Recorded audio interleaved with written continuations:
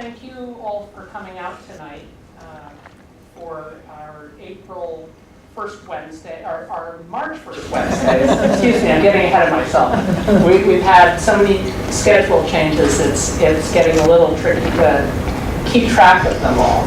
This is the talk that was originally scheduled for the first week in March, and Professor Holmes graciously agreed to reschedule it to this week when we had our storm beginning of April, March. I'd like to just let you all know that we are, the first Wednesday series is supported by the Friends of Ilse Library. They underwrite all our programs here, and we would not be able to do it, to offer these programs without them. So if you are not yet a member of the Friends of Ilsley, please consider joining. We have, just before I introduce tonight's speaker, I'd just like to mention a few programs that we have coming up in April that we'll announce in our newsletter coming out next week. On April 4th, we have our regularly scheduled First Wednesdays talk, and Professor Emeritus John Keenan of Middlebury College will be talking on understanding Scripture. So that's next week, next Wednesday. On April 12th, we have the Otter Creek Audubon Society Cabin Fever Lecture, and biologist Mark Labar will be talking on tracking golden-winged warblers. So that's Thursday, April 12th. On April 17th, we have local author and pediatrician Jack Mayer, who will be talking about his book on Irena Sendler and her work in helping residents of the ghettos of Warsaw during World War II. On Monday, April 23rd, we'll be welcoming Professor Matt Dickinson, Middlebury College Professor Matt Dickinson, who will be talking about the Trump administration. And another event we have coming up at the end of April, April 27th, we'll be hosting the Middlebury Community Classic Film Club, and they'll be screening The Year of Living Dangerously. And so a lot going on in April. It'll all be in our newsletter, so please be on the lookout for that. Now on to tonight's talk.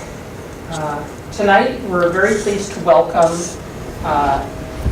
Dr. Lisa M. Holmes, Associate Professor of Political Science at the University of Vermont, who specializes in judicial politics, constitutional law, gender and law, and American politics.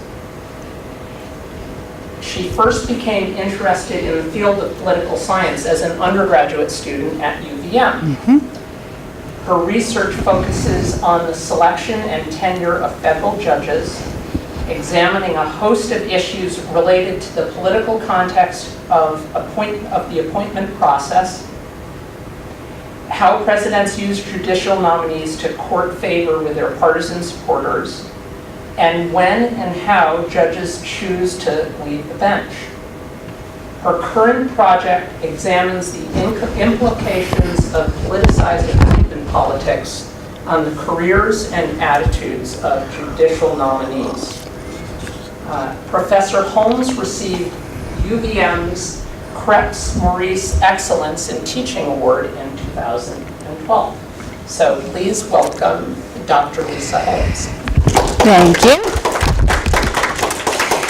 Well, thank you very much for coming to this rescheduled event. I think Chris has just done us all in by the slip of the tongue that we got a storm the first week of April. I think we're all in for it now. As Chris said, I study American courts, and particularly I'm very interested in judicial appointment politics.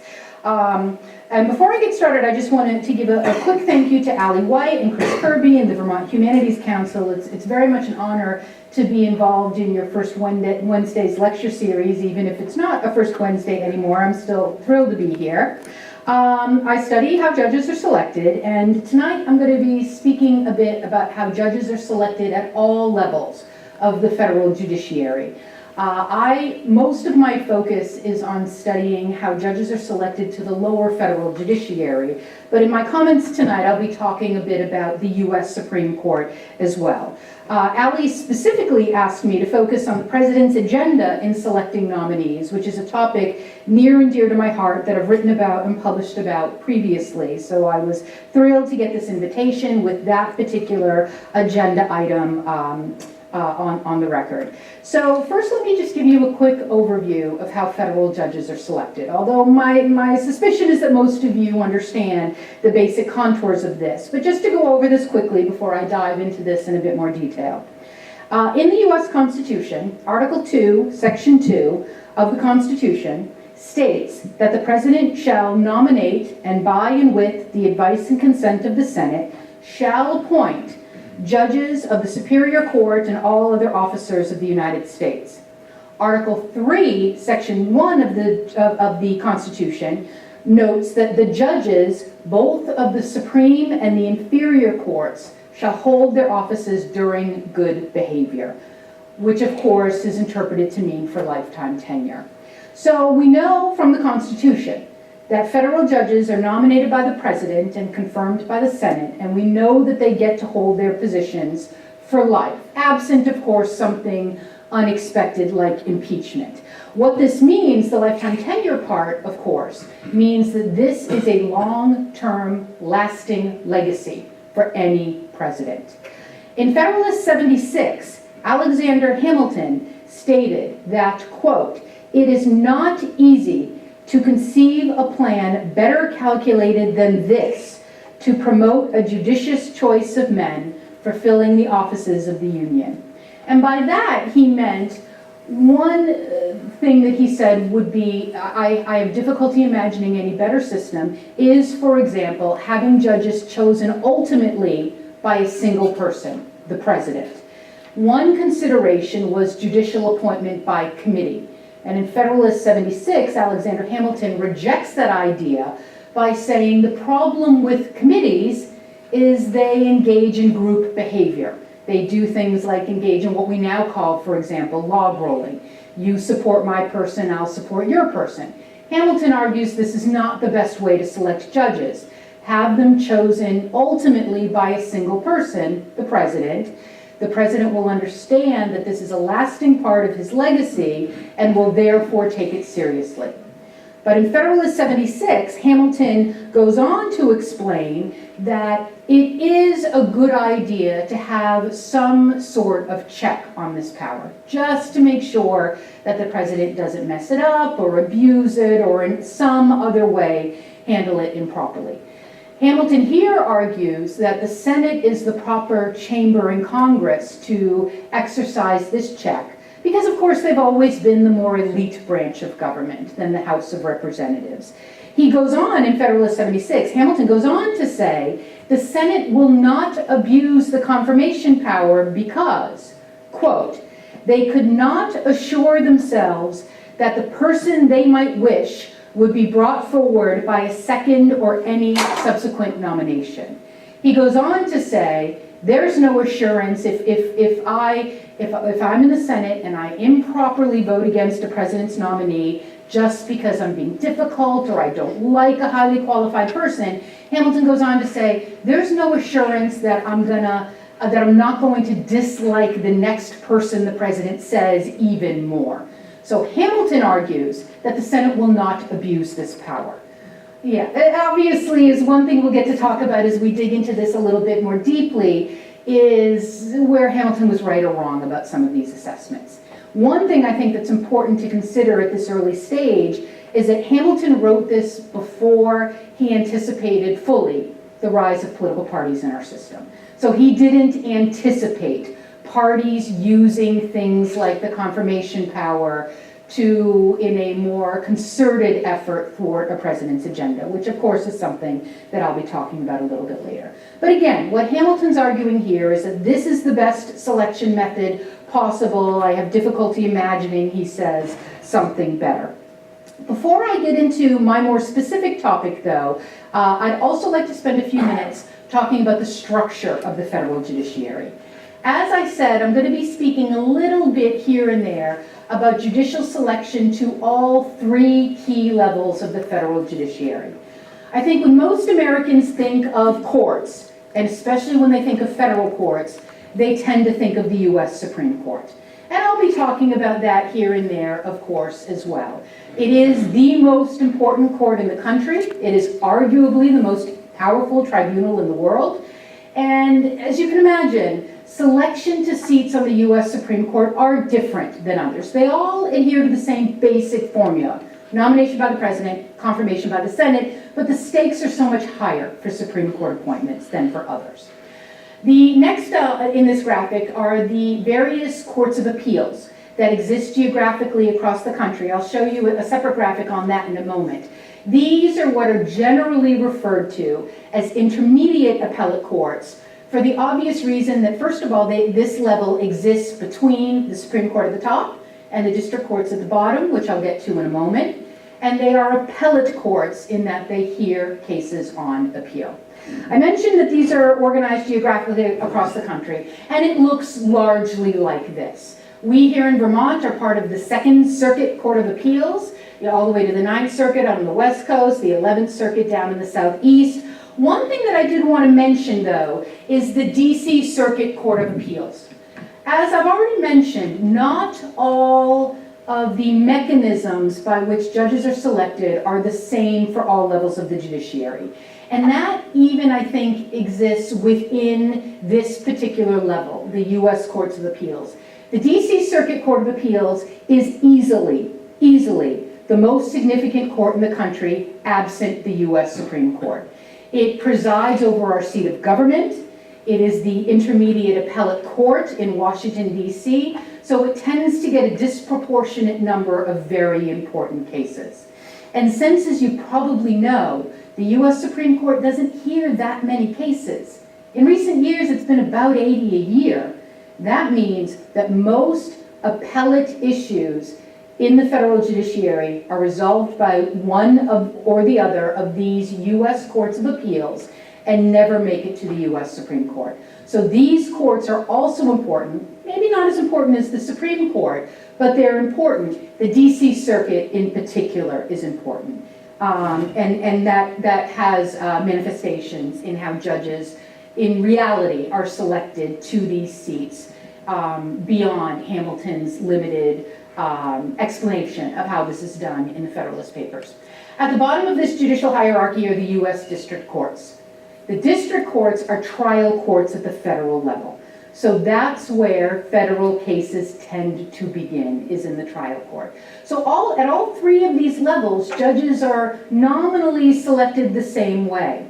But for the U.S. district courts in particular, one thing that's important to consider is that early on in our history, senators figured out that if we consolidate our influence and support each other, we can use appointments, especially to the district courts, for our own purposes.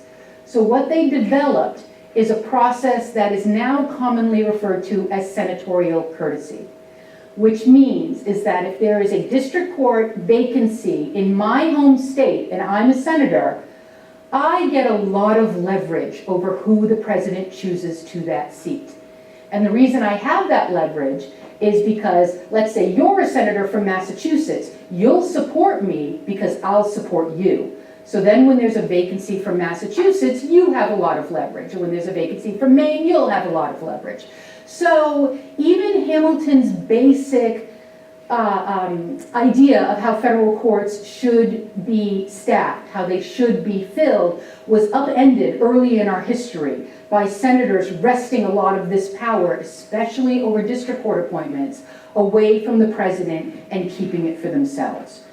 Because, as I've shown you in this graphic, because the U.S. Courts of Appeals cross state lines, the power of senatorial courtesy exists a little bit there, but has always been weaker. And senatorial courtesy is really non-existent for Supreme Court appointments. Those are, that's a national court. No individual senator, just because of where their state is located, really has any particular influence or say over Supreme Court appointments. So again, the process is nominally the same for all of these, but in practice, the process differs and has differed historically quite dramatically, whether we're talking about a district court appointment where the home state senators get a lot of say versus, for example, a Supreme Court appointment where presidents understand these are relatively rare opportunities to leave a really important lasting legacy, and they themselves will often take a more central role in the selection process. And then the U.S. Courts of Appeals are somewhere in between. I think another thing I'd like to say at this point, as I get into this more deeply, is that judicial appointments have always been political, especially for the U.S. Supreme Court. Now let me give you a few examples of this, some historical examples to show just some of the ways in which politics have come to play in selecting judges, especially to the U.S. Supreme Court. Very early in our history, Federalist President John Adams, for example, appointed a number of judges to newly created seats in the wake of the election of 1800. What happened in 1800 is that Federalist President John Adams and his Federalist allies in the Senate lost control of both of those branches of government, being replaced by Thomas Jefferson's Democratic-Republican Party. So what they did in the lame duck period between the election and the inauguration was they created a whole bunch of new judgeships and let John Adams pack them. And that kind of shows you, even going back to the early days, there has been political motivation and manipulation of the judiciary vis-a-vis the other branches of government. Fast forwarding more than 100 years of time, another classic example of this was FDR's threat to pack the Supreme Court during the Great Depression. What was happening at the time was the U.S. Supreme Court was standing in the way of what FDR and his Democratic allies in Congress wanted in terms of responding to the Great Depression. So what FDR suggested was, let's create a bunch of new seats on the U.S. Supreme Court. One for every justice above the age of, I'm forgetting, 65, 70, I can't quite remember. But coincidentally, there would have been 6 new seats that FDR would have been able to pack. Now, one thing, of course, to keep in mind is that this never came to pass. But just the fact that FDR, frankly, threatened this tells you something, again, important about how the judiciary and judicial appointments have long been politicized.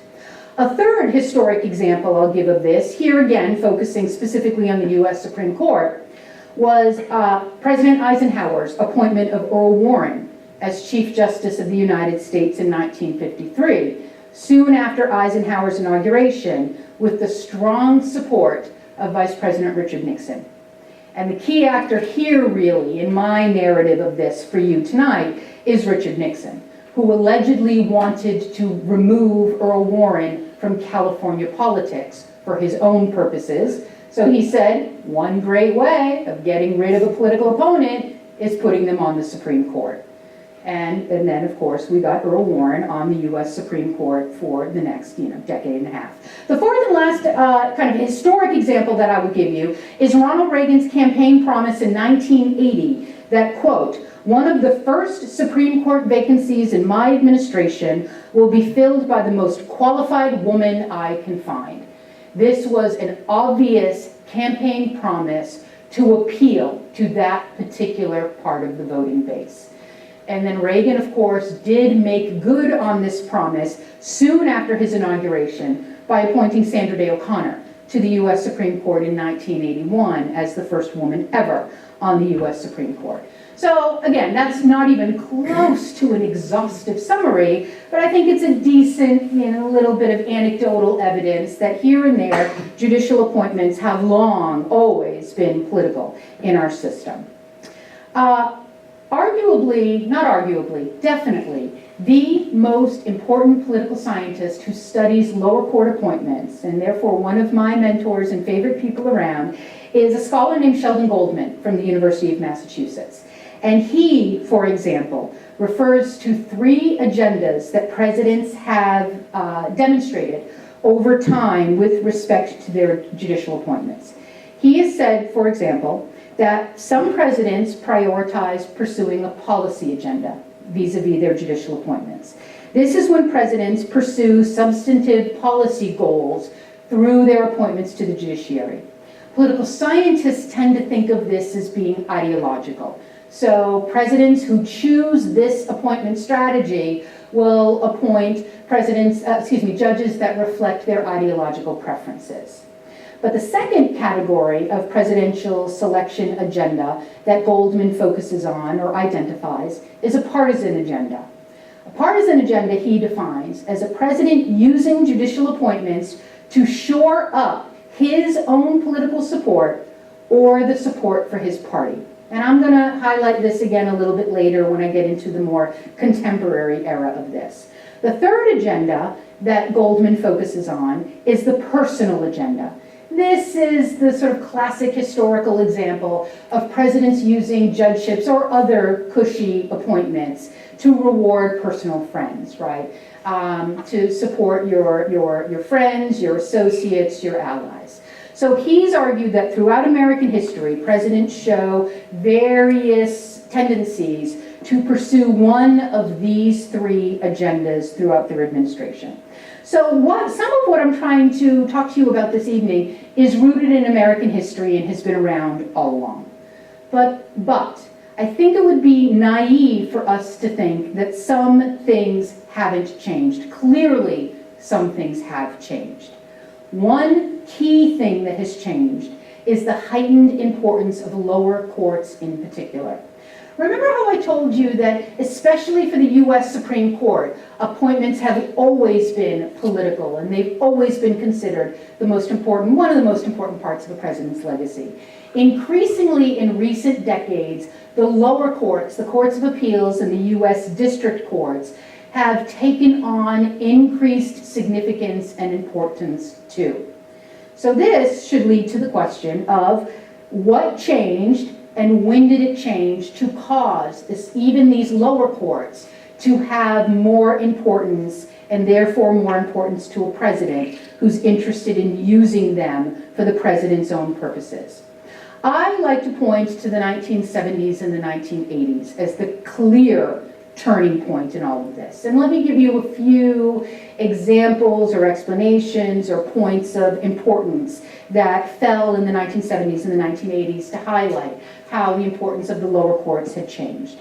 One was the administration of Jimmy Carter.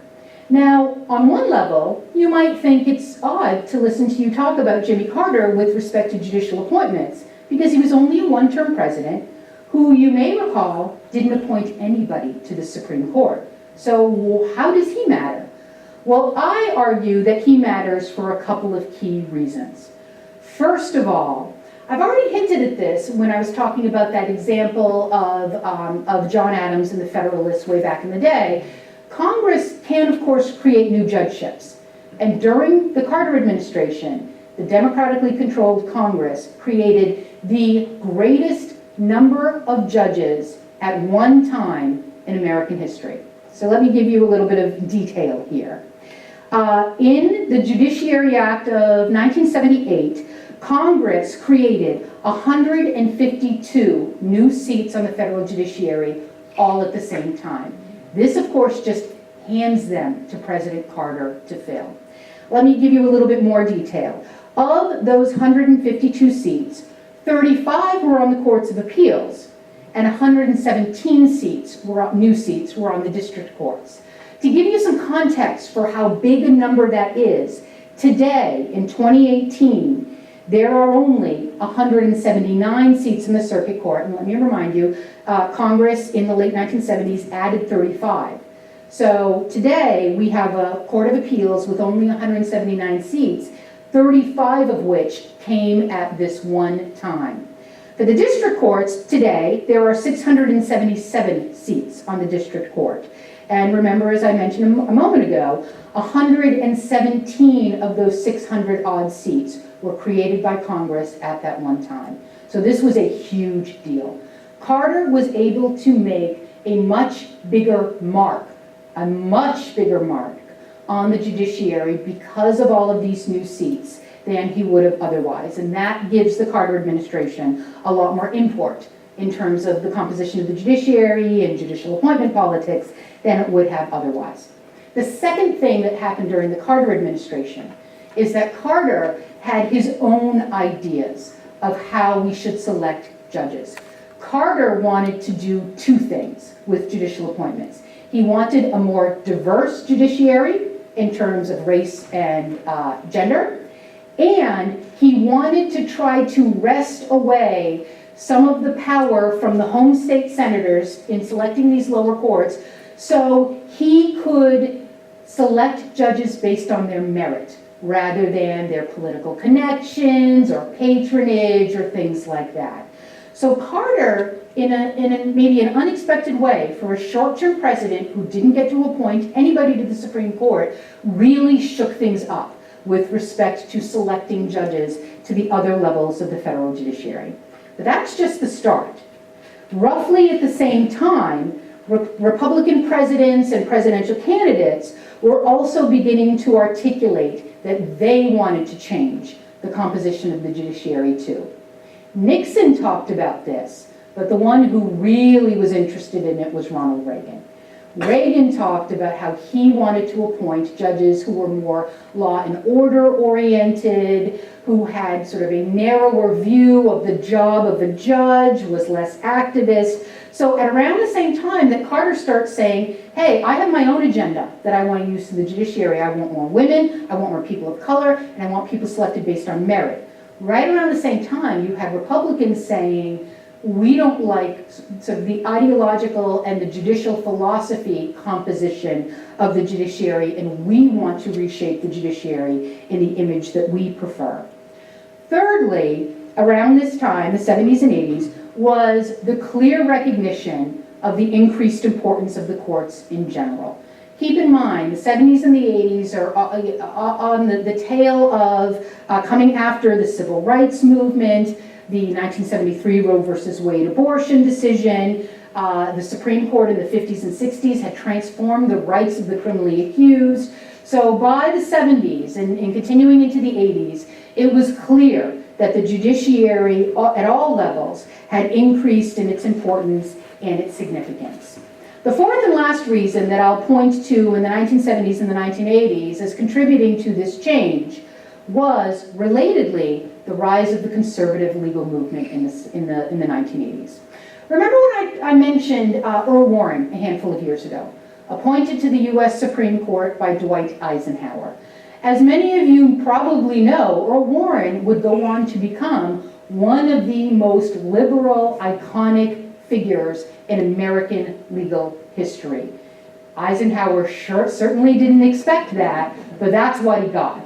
So keep in mind, as I said, this is related. You know, Nixon had been complaining about the judiciary. Reagan campaigned talking about the judiciary. So this was all being done largely in response to the Warren Court era that had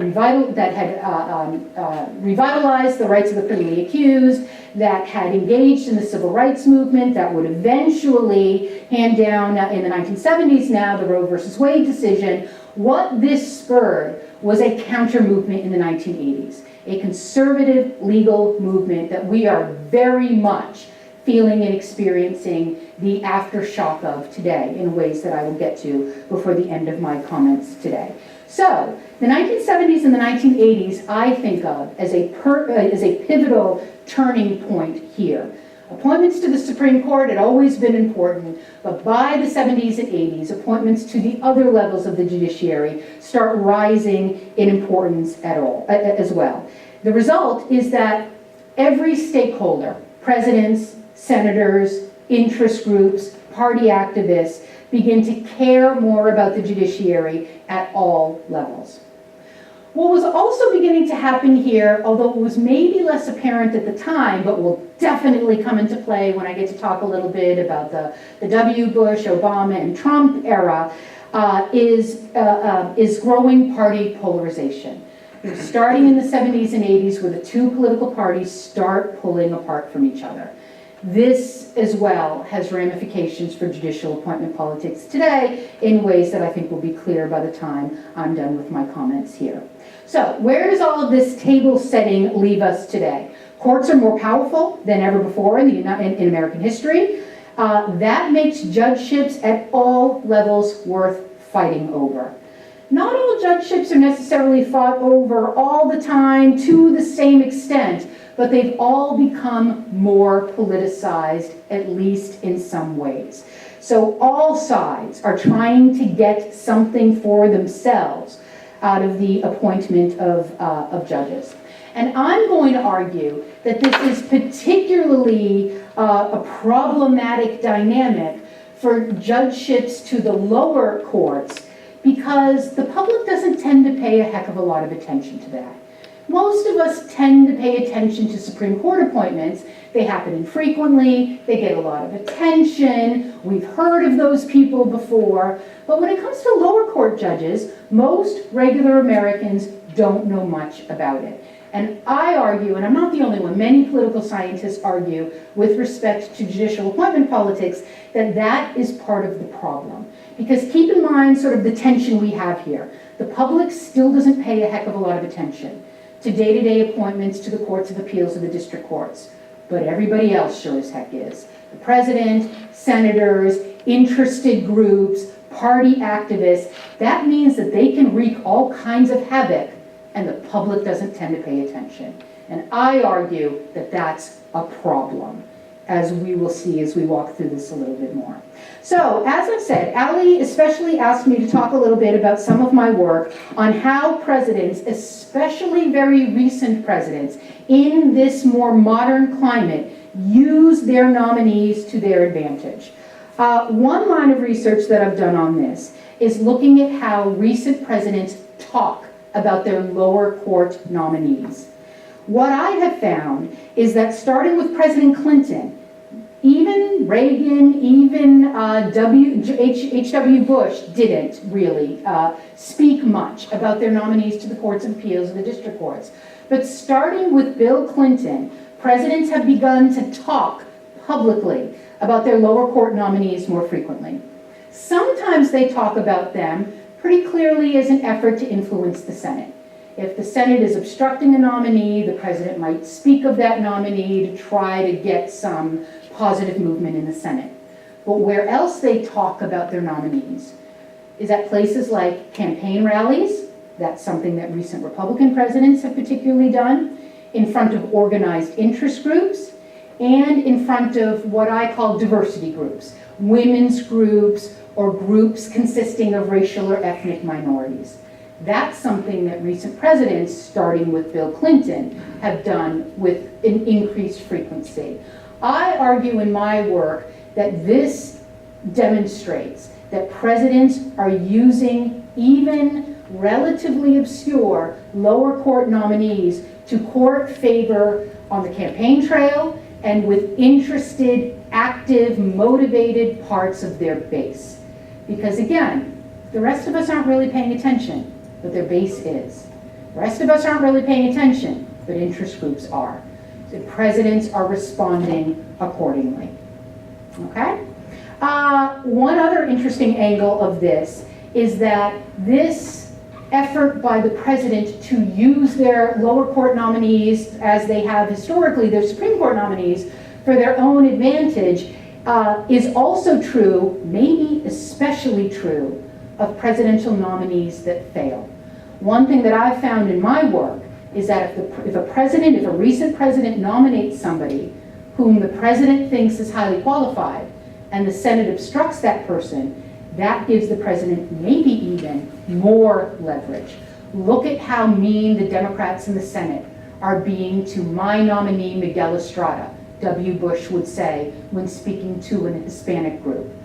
Bill Clinton might say, look at how mean the Republicans in the Senate are being to my nominee, and he'd name check a woman when speaking in front of a female audience. So interestingly, presidents might even find more leverage from their nominees that fail if they can sell it as, look at how fair the other side is being, that's why I need my guy to win this Senate seat, or that's why I need this women's group to mobilize and support my reelection or the reelection of somebody in the Senate. But moving on, for whichever party controls the White House, the other party in the Senate has attempted to counter this, whether they're in the majority of the Senate or not. Again, I argue that appointments to all levels of the judiciary matter to all of the relevant stakeholders now. So the president's opponents aren't just sitting on the sidelines while this happens. They respond accordingly. Remember, most all judgeships are now worth fighting over at least a little bit. Over time, the Senate's role in the confirmation process, not just of Supreme Court justices, but lower court judges too, has become increasingly partisan as well. A few examples of this is the rise of the use of the filibuster in judicial appointments, the rise of the use of what were called anonymous holds, where senators, individual senators, could essentially anonymously put a hold on a nominee and prevent its movement in the Senate. As many of you have probably heard, especially this issue with the filibuster has come up twice in very recent memory. In 2013, when the Democratic-controlled Senate during the Obama administration got tired of how often the minority Republican Party was throwing up filibusters against Obama's nominee, that they employed what is commonly referred to as the nuclear option. The nuclear option didn't detonate or get rid of the filibuster, but it weakened it tremendously. So in the wake of 2013, which again, this is something that happened during the Obama administration when the Senate was controlled by Democrats, the nuclear option was employed so that filibusters were no longer going to be very effective to stymie or oppose appointments to the two lower levels of the judiciary, the courts of appeals or the district courts. At the time, the filibuster was still in play for the U.S. Supreme Court. But as I'm guessing you all know, things have changed again, right? About a year ago, the Republican-controlled Senate, what's good for the Democrats is good for the Republicans here, I guess. The Republican-controlled Senate during the Trump administration quickly did the same thing for the filibuster with respect to Supreme Court appointments. So that the Democratic minority party in the Senate a year ago couldn't prevent the appointment of Neil Gorsuch to the U.S. Supreme Court. So one obvious example of this increasingly partisan approach to judicial appointment politics at all levels has been both the rise of the filibuster and then the weakening of the filibuster through the employing of these two separate nuclear options in 2013 and 2017. A second, maybe somewhat more obscure example of how the confirmation side of the nomination confirmation process has become increasingly partisan is through the use of what are called blue slips. I think the best way to think of blue slips is that they are the institutionalization of senatorial courtesy. Remember what I told you senatorial courtesy was? That is when, for appointments to the lower courts in particular, if we were all in the U.S. Senate, we will support each other to make sure that we all get a say in judicial appointments from our home states. How that has been institutionalized is through the use of so-called blue slips. So-called for the very technical reason that they're blue. So you probably can't see this at all, so I blew it up at least a little bit to show you what an actual blue slip looks like. So what this is it is sent to the home state senators for nominees from those states to both the courts of appeals and the district courts. And then the home state senators have a few options. They can return the blue slip saying that they approve of the nominee, that's smooth sailing, everything moves forward. They could withhold the blue slip, or they could submit the blue slip saying they oppose the nominee. And again, historically, the way that senatorial courtesy worked was that it was a courtesy among senators. You have my back and I have yours. So if you withhold a blue slip or you return a negative blue slip, I will respect that because I expect you to do the same for me. But what has been happening in very recent years is that this norm of senatorial courtesy is weakening and breaking for something that's more partisan and more polarized. What we've seen in recent years is that the key members of the Senate, especially among the Republicans, and I'll have more to say about that as we continue on, but the key actors in the Senate have used their blue slip policy to either help a president or hurt a president. So, if I am the chair of the Senate Judiciary Committee, I get to decide whether a nomination proceeds in the Senate. If I don't want to schedule a hearing on it, a hearing never happens and that nomination dies, right? How this has been happening recently, especially when Republicans control the Senate and therefore a Republican chairs the Senate Judiciary Committee, is that they've been a little inconsistent in how they handle blue slips. And they are inconsistent based on who's in the White House. So if I'm a Republican chair of the Senate Judiciary Committee and we have a Republican senator, I want to make it harder for any individual senator to obstruct that nominee.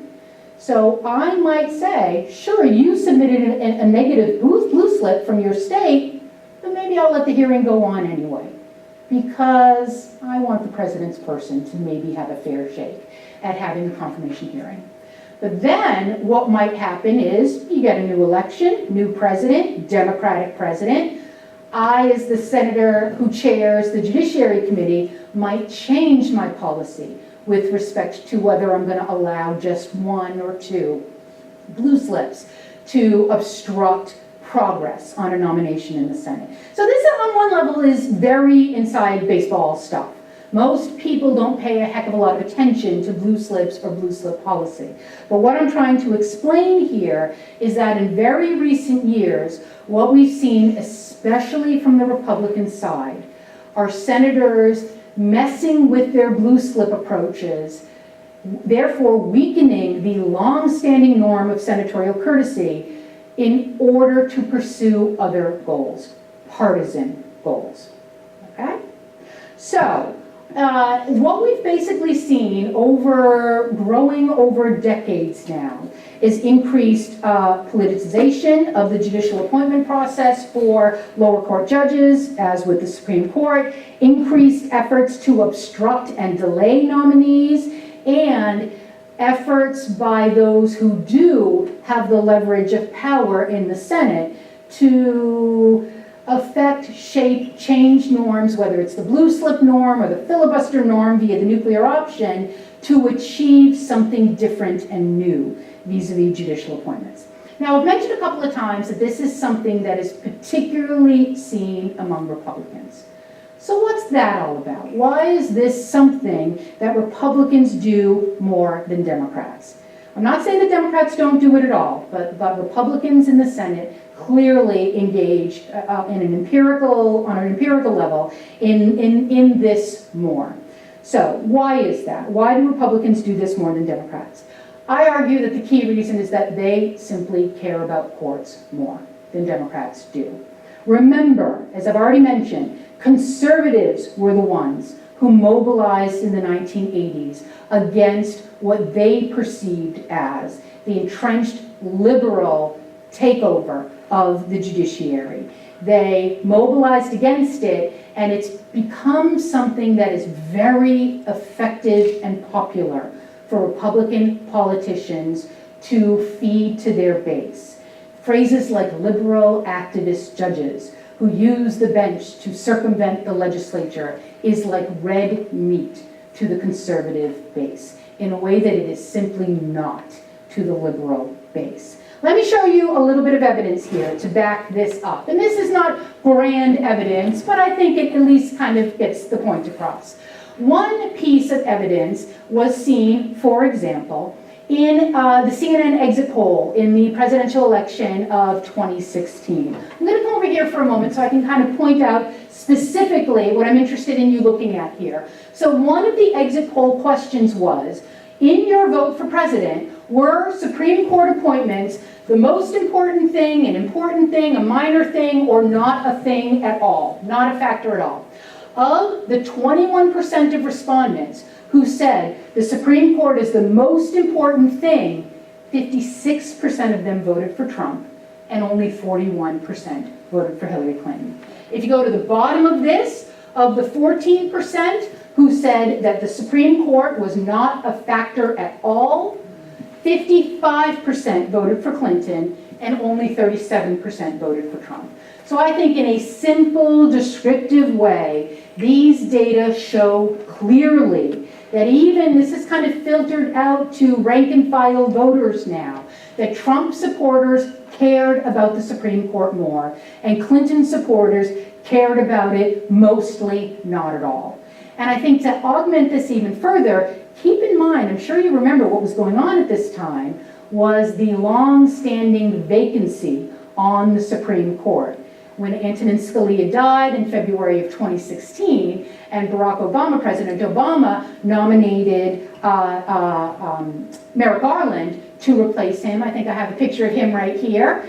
And the Senate was, of course, controlled by Republicans at the time. They responded by simply, most of them refused to even meet with Merrick Garland. They stymied this position, this confirmation. You know, of course, now you might want to harken back to Hamilton's argument that the Senate is not going to abuse this power because they won't like who comes next. Well, that didn't happen here because they stymied this in the hopes of that maybe their guy would win the election, which of course is exactly what happened. Trump becomes president and pulls the Merrick Garland nomination and nominates Neil Gorsuch instead. So I'll come back to this in a moment, but I just wanted to use that to remind you that even with all that going on, Clinton supporters could barely muster any interest in the judiciary. And so I think that shows quite well that Republicans just care about this stuff more. Let me give you a second example, and it's an example of this guy. I use a really interesting video clip of him in one of my classes. This is James Dobson. He is the founder and former now head of a group called Focus on the Family, which is a religious, conservative, Christian interest group. The video that I use in my class of James Dobson was recorded in the wake of the 2004 election when George W. Bush was reelected. In this clip, when they started talking and asking, he was being interviewed by George Stephanopoulos, and Stephanopoulos was asking him about the judiciary, and James Dobson said, and I quote, "Getting conservatives on the bench is the key to everything." I think you would be hard-pressed to find the head of any liberal group say, getting liberals on the bench is the key to everything. That doesn't even make any sense in my world. Like, Democrats just do not care about this to the same extent that Republicans do. So between the evidence of rank and file voter opinions in the CNN exit poll and the actions of important interest group heads like James Dobson, I think you see quite clearly why the judiciary matters more to Republicans, and therefore the people they elect act accordingly. Okay? This means that Republicans in government fight harder and they fight better over judgeships. I kind of jumped ahead from where I was going to be in my notes, but the recent example of the U.S. Supreme Court shows this, right? Where the Republicans' concerted effort to stymie Obama's nomination of Merrick Garland to the U.S. Supreme Court in the hopes, as eventually came to pass, that their guy would get elected in 2016 and get to appoint their person to the U.S. Supreme Court. So if you back up to the CNN exit poll data, this all worked, right? And it kind of showed that, I know in an election that was as close as this one ended up being, the 2016 election, one of any number of things could have been the tipping point, right, that swung the election to Trump over Clinton. but one of them was probably the judiciary. And the fact that there was this open seat on the Supreme Court that had been attached to the esteemed Antonin Scalia's legacy, and how the Republicans cared enough about this that it was one of the driving things in the election for their base. All right, so let's get up here a little bit further. One other thing that happened in the last year of the Obama administration was not just the stymieing of Obama's nomination of Merrick Garland to the Supreme Court, but what also happened was the Republican-controlled Senate shut down the confirmation process, essentially, for all judgeships. So what happens, you fast forward after the election, after Trump gets inaugurated in January of 2017, in addition to the long-standing vacancy on the U.S. Supreme Court, President Trump inherited, just upon his inauguration, 17 Court of Appeals vacancies. Again, to give you some context, that's roughly 10% of the U.S. Court of Appeals. Furthermore, Trump inherited 86 vacancies on the district courts. That's about 13% of the seats on the district courts.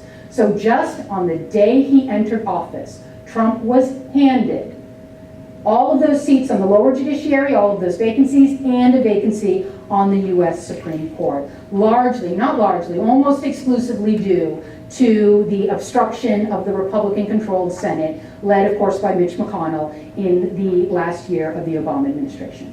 And President Trump is capitalizing on this. In addition to Neil Gorsuch, I'm going to be presenting a paper in Chicago next week with a student of mine at UVM, and it's been widely reported in the media. In addition to Neil Gorsuch, President Trump has nominated 68 people to the lower courts. Now again, I know that number might not mean a heck of a lot, but let me give you some comparative data. So in his first year in office, President Trump nominated Neil Gorsuch and 68 other people to the judiciary. In his first year in office, President Obama nominated only 33. So Trump has outdone Obama by more than doubling the number. W. Bush had nominated 64 people in his first year of office, close to Trump, but Trump even outdid W. Bush. Bill Clinton nominated 47 people in his first year of office. Again, I think this is evidence that Republicans care more, and their presidents prioritize judicial appointments more. And I think you see that very clearly in how quickly Trump and W. Bush have been at getting on the filling of judicial vacancies compared to their recent Democratic colleagues. Lastly, one other example of how this whole Republicans care more, how they're using the judiciary to seek for their own gain. Obviously, I had forgotten that I included this slide here. Because of all of the machinations in the Republican-controlled Senate, now we have a U.S. Supreme Court with Neil Gorsuch as opposed to Merrick Garland. But this is the point I wanted to get to move on to. Did any of you hear, the date of this is March 9th, so this was just a couple of weeks ago. Did any of you read in the paper rumors that Anthony Kennedy might be retiring from the U.S. Supreme Court? I see a couple of people nodding their heads. Right. On one level, this is perennial stuff, especially when you have older, quite a bit older justices on the Supreme Court. As the Supreme Court's term starts to wind down, everybody likes to start to engage in the reading of the tea leaves to see if somebody might retire. Because all else being equal, most justices on the U.S. Supreme Court prefer to retire in the summer, in between terms, rather than leave the bench in the middle of a term that messes up the work of their colleagues. But what's particularly interesting about this, as this Washington Post headline indicates, is that at its core, the person who was really floating this most recent rumor was Senator Dean Heller in Nevada, one of the most vulnerable Republicans up for election this year. So what's going on? Here's what's going on. He's floating these rumors as subtle reminders to his base. You may not like me. You may be ready to vote me out. But keep in mind, a justice may retire from the Supreme Court. Keep in mind, I'm your guy if you want the kind of judges that you want. So I've kind of gotten to the point now where whenever one of these rumors sorts of arises that Kennedy or somebody else might leave, I've gotten to the point where I no longer think this is sort of law clerks speaking out of turn. This very well could be purposeful planting in the media of info intended to target Republican senators' base, their base supporters, to help mobilize them. In this Washington Post article, and in many others from just a couple of weeks ago, they go on to say that Dean Heller was recorded in what he thought was a private session as saying, our base isn't very motivated. If Kennedy retires, this will mobilize them. And again, I think this just kind of shows that this is not the kind of thing I would expect Democratic senators to do if the tides were turned, because their base would probably be like, okay, fine, whatever. You know, what are you going to do about health care? But for their base, this is one of the things that they care about the most. So, what are my conclusions about all of this before I see if you all have any questions for me? I think all of this, maybe unsurprisingly, is bad for the judiciary in a few ways. One way in which it's bad for the judiciary is because it means that vacancies can remain open for months or even years. Of course, the most high-profile example of this recently, this hidden figure with the question mark, of course, is where Antonin Scalia used to sit, because of the Republican Senate's efforts to obstruct Obama's efforts to fill that seat. The U.S. Supreme Court had to operate short-staffed from February of 2016 until April of 2017, and they're powerless to do anything about it. At the lower courts, arguably, the problem's even worse. Because again, remember, the public's not really paying attention to any of this. We don't tend to know that there are vacancies on the lower judiciary that sometimes remain open for years because the Senate and the President are too busy fighting over them to actually fill them. A second reason I think this is bad for the judiciary is because I have concerns about the public's faith in the judiciary and how this might be affected by all of this kind of partisan manipulation of the judiciary. Similarly, relatedly, I have concerns that judicial independence might be affected, not just by this, by having to work short-staffed, for example, but also by kind of the related attacks that we've been seeing, especially with President Trump, on the judiciary. One other place, I've spoken solely up till now of the federal judiciary. This is as much, in some instances, maybe even a bigger problem at the state level, where in many states, their state judiciaries are quite literally under attack by their legislature, threatening to take away their funding, changing how judges are selected, all kinds of things to try to shape the judiciary in the way that the legislature wants it to be shaped. And I, of course, have all kinds of concerns about that. But as Chris, I think, noted, in my current project on the ramifications of the politicization of this whole process, I'm actually not finding as much to be concerned about as I had maybe expected. Yes, there are issues. Vacancies remain open for long times. I have long-standing concerns about what all of this is going to mean for the public's faith in the judiciary and the rule of law and judicial independence. But, for example, I've started a project where I interview judges and ask them what they think about the process. And what I've heard from most of them mitigates some of my concerns about how this might be affecting the judiciary. They've tended to say things to me like, look, it's a political process. You win some, you lose some. It's how it goes. But do keep in mind that the only people I've interviewed so far are the people who actually won because they're judges, right? You know, I haven't interviewed yet, at least, anybody who went through this whole process, sometimes for years, only to fail and not actually ever win a seat on the federal judiciary. So it's something, this is very much a work in progress, and I'm still working on it. But what I'm finding is a mixed bag, that in some ways the judiciary is being affected by this, but other ways, some of the concerns that have been expressed are maybe a little hyperbolic. One other way in which I'm not finding as much to be concerned about is what kinds of judges are being attracted to the judiciary. For many years now, chief justices, including Chief Justice Roberts, has said one of the reasons why this is all so bad is because no one in private practice is going to want to give that up to go into this nasty, politicized, uncertain process. So far, at least, what I'm finding is that the federal judiciary is attracting people from private practice in similar numbers. So maybe the kind of people that are interested in seeking out judgeships are going to do so anyway, even if the process is uncertain and particularly politicized. But I'll leave you with this point. I think as a general rule, we the American people should aim to resist this politicization, because at best, I don't think it helps the judiciary. And at worst, at least in some ways, like with long-standing vacancies and judges having to scramble to handle their workload, I think this is not great for the judiciary. Furthermore, I think we should resist the politicization of the judiciary, even when, especially when, the politicizing is being done by people we like and people we voted for. As I said a little while ago, I do conclude that this is something that Republicans do a lot more than Democrats, but Democrats do it sometimes too. Keep in mind that in a handful of years ago, Democrats were the first one to pull the nuclear option, to employ the nuclear option. Maybe they saw that as a necessary thing to do so that President Obama could appoint anybody at that stage in his presidency to the federal judiciary.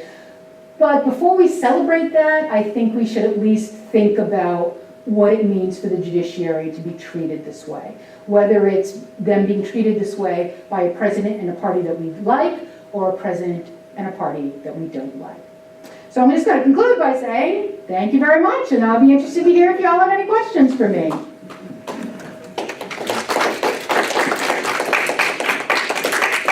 Yes, here. So what could President Obama have done in this predicament that he found himself in? Which one, the Merrick Garland predicament? Yes. Yeah, I think President Obama, I think, had two options, and he clearly chose one. The option that he clearly chose was finding in Merrick Garland a nominee who was exceptionally highly qualified, generally pretty moderate, relatively popular among potential Democratic appointees, among Republicans, and relatively old. That, you know, this was clearly pitched as, look, I know it's late in my presidency, I know the Senate is controlled by Republicans, but I'm not trying to appoint some 50-year-old firebrand. I'm trying to appoint somebody that you all like.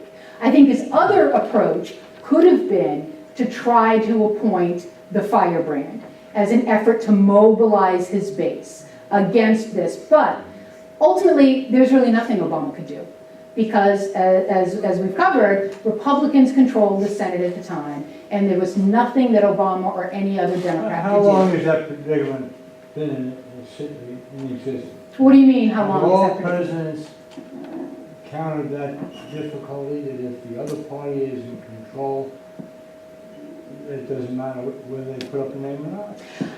No, because, well, yes and no. As I've mentioned, I think seats to the U.S. Supreme Court have always been politicized. So we have lots and lots of examples of these being manipulated and used like this. But I do think that what it kind of, well, actually, let me take a step back and answer your question this way. For many years, when I taught this material, I used to tell my students that the research shows that the American public these days has so much faith in the Supreme Court that they wouldn't want or stand for the Supreme Court being manipulated like this. Guess what? I was totally wrong about that. So on that level, I would say that one thing that's important to consider is that the Supreme Court of today is not the Supreme Court of 100 years ago. Its legitimacy is so much stronger that the fact that Republicans were able to do this and not only not be punished by it, but be celebrated by it, by their base, shows you that things have changed. Not for the better. I would argue, well, do you mean not for the better in terms of you don't like Neil Gorsuch, or not for the better in terms of this is not good for the health of the judiciary? In the terms that I'm an American, and I've learned principles, and I've been taught about the government, Yeah. and a whole bunch of cats down there don't behave at all. Yeah, that's a Well, big I'm statement. getting tired. I pay taxes. Yeah, They ought to be doing a better job for us. they should be doing a better job for us. But I'll say this, and then I know somebody else had their hand raised, and we can come back to this if you want to, but one kind of broader, to take this away from the judiciary, one broader thing that I think we're seeing in American politics now is that there is a lot of anger among the American electorate, understandably so. And one of the ways that this is manifesting itself is, let's vote the bums out and get new blood in.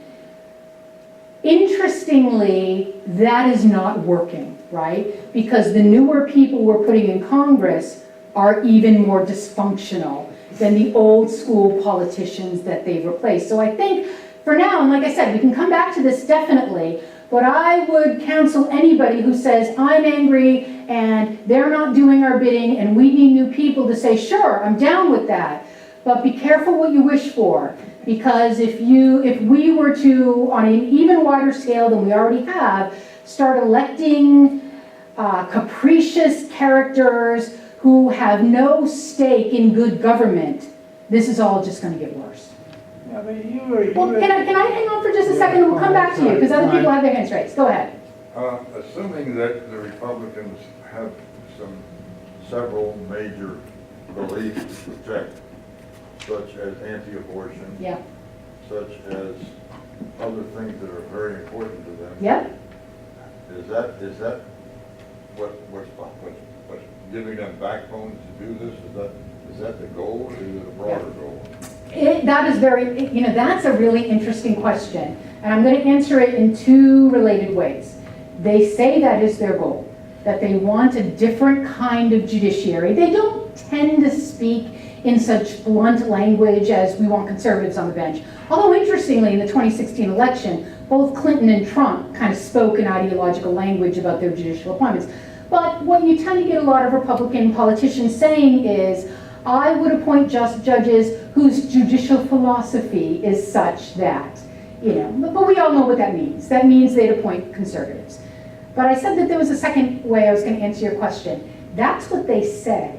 But another thing that I think is almost incontrovertible, that's a strong word, but I'm going to go with it for now, is that on the election trail, this helps them so much. Because like I said, this is like red meat to their base. That, I wonder then, for some of them, is this rhetoric they use that could help them, and maybe they don't want the judiciary to change because then that issue would go away and it might mobilize the Democrats instead.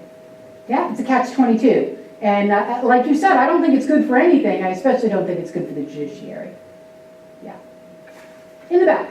Yes, I had a question here, and you mentioned earlier about the appointment by Eisenhower of Earl Warren, and how he was completely different as he turned out to be. Yeah, I remember that as Yeah. In your research, how often does that happen, or has it happened? Yes, that's very interesting. There, the answer is totally dependent on what court level you look at. Because again, remember that for much of our history, and it's not completely gone today, it's just weakened today, when it comes to the lower court judges, the home state senators had a lot of sway. So even if presidents were interested in pursuing a policy agenda through lower courts, they had all these home state senators mucking things up and getting in their way. But what I would also say is that for the U.S. Supreme Court in particular, that's not at all uncommon. As I mentioned, one of the politicized examples I demonstrated was Ronald Reagan's appointment of Sandra Day O'Connor, who would eventually go on to become a more moderate swing justice on the Supreme Court. Just a handful of years later, President George H.W. Bush appointed David Souter, who in fairly quick order ran to the liberal side of the Supreme Court with such sort of swiftness and to such an obvious extent that even now, decades later, the rally of no more suitors among Republicans has meaning. So what I would say is since then, though, that the conservative groups that care about this a lot, especially for the Supreme Court, will not allow a Republican president to make that kind of mistake again. Yeah, but how can you prevent it? I mean, you don't have a crystal ball to see how somebody might change. That's a good question. You don't. But actually what they do have, they don't have a crystal ball, they have something better, which is judges' track records. So these days, except for Elena Kagan, every single justice currently on the US Supreme Court came from those intermediate courts of appeals. It is the breeding ground for the US Supreme Court. It's another reason, I failed to mention it earlier, but it's another reason why those appointments matter so much. So those judges actually have often a very extensive track record that is poured over. One of the interesting historical circumstances, quirks, of David Souter's nomination by the first President Bush was that President Bush nominated him largely because of the lack of a paper trail. He thought, Souter doesn't have a paper trail. There's nothing the Democrats can go after him for. He was right about that, but his lack of paper trail meant that he ended up being not at all the kind of judge that President Bush would have wanted. But again, that, I would argue, for the foreseeable future with respect to the US Supreme Court in particular, that just doesn't happen. And one thing I also didn't mention that we could talk about if you wanted to, as many of you may have read in the media, President Trump, in terms of nominating lower court judges, has just farmed that out to one of these conservative interest groups that came into being in the 1980s, called the Federalist Society. They know these people inside and out. Many of these judges are members of the Federalist Society that Trump is nominating, that W. Bush nominated. So no, you're right, we don't have a crystal ball, but increasingly we have things that are better, which is Federalist Society membership, lengthy judicial track records that give us not a perfect picture of how a justice might act once they get this lifetime tenure on the highest court in the land, but a pretty clear picture of what they're going to do. Yeah. Yeah, here. Was it the intention of the founders for the Supreme Court and the lower courts to be nonpartisan, or is that just something that we're kind of like a civic, Yeah. I don't know, it's like a thought in our society that be a myth? Yeah. Hamilton spoke of that. He wrote extensively of the judiciary in the Federalist Papers, for example. And he said, for example, that judges will have no will but merely judgment. And that language matters. He's advocating there that judges are, I think, supposed to be impartial, unbiased arbiters of law and not expected to exert their individual will through the judiciary. As a political scientist, of course, I can tell you that that has never been the case of the judiciary, but that's at least how Hamilton sold it. Yeah, go ahead. So I know some states at the state level use different methods and mechanisms. Yep. I was in Nebraska for a time. They use the Missouri method, Yeah. and I know that's very utopian to think we're going to throw the whole system out. Yep. But do you think it may come to a point where, I know the political will would take a massive movement to do that, but do you think that might be something in a generation or so that may have to happen, or it's just going to become so politicized that it'll be hard for the judiciary to do its actual constitutional function? So is your question, do I think that we might change how we select judges at the federal level? I think I might be too pessimistic to think we could ever do that. But Right. I guess what I'm asking is there a method that you could foresee that might get us back to what we perceived the founders' idea to be, which was nonpartisan judges rendering nonpartisan decisions? Yeah, I think with respect to the judiciary, I think in terms of appointments, the genie's out of the bottle. That courts matter now, and we're not going to go backwards. They're worth fighting over. A week or so ago, I gave a talk just up the road at Wake Robin, and they asked me to talk about the judiciary more broadly, so I talked a little bit more about selection at the state level. So I'm going to answer your question more fully by talking about that just a bit here. In various states, they select judges in various mechanisms. Some states use elections, either partisan or nonpartisan. Some states use appointed methods, kind of like how we do at the federal level. We're sort of one of those states in Vermont. You referenced the Missouri plan. The Missouri plan is a colloquial phrase for what's generally thought of as a more merit selection approach. How this so-called Missouri plan works is that there is a bipartisan, supposedly apolitical nomination panel that identifies potential nominees, of which the governor chooses one, and then after that person sits for usually about a year, they go for a retention election, which is just an up or down vote. No challenger, just we keep them or we lose them. As the name implies, we like to think that merit selection removes some of these political mechanisms from the selection process. One of the biggest advocates of merit selection plans for selecting judges at the state level is actually former Supreme Court Justice Sandra Day O'connor, who speaks of this regularly these days. However, political scientists would tell you the merit selection schemes are political too. And let me give you just one anecdote, and it's a big anecdote that is not really representative, but a handful of years ago in Iowa, which also uses a plan like you said Nebraska does, 3 justices on the state Supreme Court lost their retention election in 1 year, soon after the state Supreme Court ruled that the state constitution required the recognition of same-sex marriage. What happened was that mobilized interests from outside the state spent a ton of money in the state of Iowa targeting those 3 judges and successfully unseating them. On one level, I don't want to overstate that, because that's the sort of the exception that proves the rule. Usually, retention elections are pro forma, judges are retained, we all move on. But I do think it's one example of many to kind of show, the other examples would be more subtle, that merit selection systems aren't great either.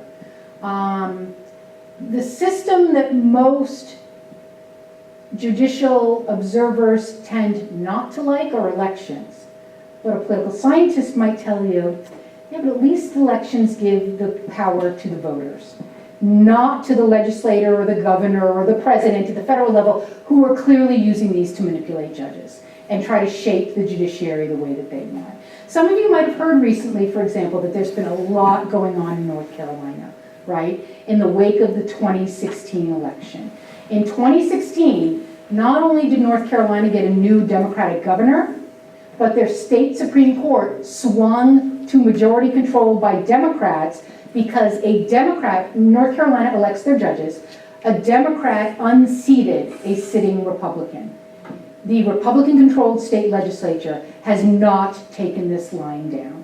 And they have gone after, most of the stories are they've gone after the governor and the new incoming governor, or Democratic governor and others, but they've also gone after the judiciary. And one of the things that Republican-controlled legislature in North Carolina has done just since 2016 is change how judges are selected in North Carolina. They are no longer selected through nonpartisan elections, which means you run without a party label.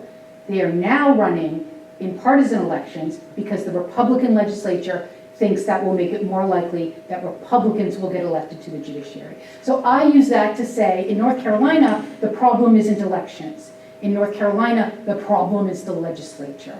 So I don't think there is a perfect mechanism.